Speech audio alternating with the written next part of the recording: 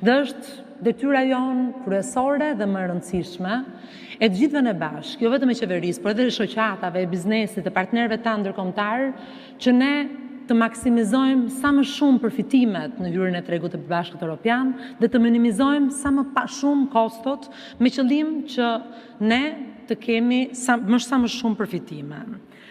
Ky program që po lançojmë sot e vendos biznesin në qendrën e procesit integrimit dhe synon ta shoqërojë atë në të gjithë procesin e transformimit. Ai në fakt vjen në një moment kur ekonomia shqiptare ka treguar shenja qëndrueshmërie, kur ekonomia shqiptare po rritet, investimet e huaja direkte po rriten, eksportet ndaj vendeve europiane po rriten dhe po drejtohen gjithmonë më shumë drejt sektorëve me vlerë të shtuar më të lartë, drejt shërbimeve, drejt industrisë, drejt energjisë, drejt produkteve bujqësore, të gjitha aspektet të cilat po rregullohen me direktiva të veçanta nga proceset ligjore që ne jemi duke përafruar. Paralelisht, ne jemi duke ndërmarrë një sër reformash për mbështetjen e biznesit dhe për lehtësimin e klimës së biznesit. Në 4 vitet e fundit kemi financuar dhe kemi mbështetur ngritjen e ekosistemit të startupeve duke i dhënë atij një vlerë prej 16.5 milion eurosh.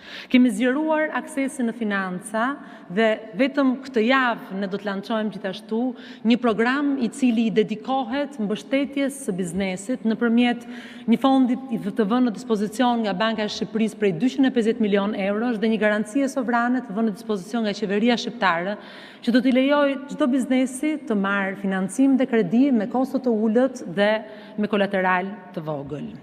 Kemi avancuar në inovacionin dhe në digitalizimin e ekonomisë shqiptare. Kemi investuar fuqimisht në arsimin profesional me qëllim që çdo i ri dhe e re të ketë kapacitetet e duhura që tregu kërkon sot.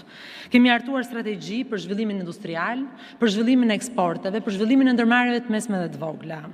Dhe programi që prezantojmë sot i përmbledh të gjitha këto nisma në një ombrell të vetëm. Ai krijon mekanizmat që bizneset shqiptare të jenë të informuara, të trajnuara, të mbështetura financiarisht, të përgatitura për të përmbushur standardet europiane. Objektivi ynë është që gjatë këtij viti të arrijmë 48.000 ndërmarrje në të gjithë vitin.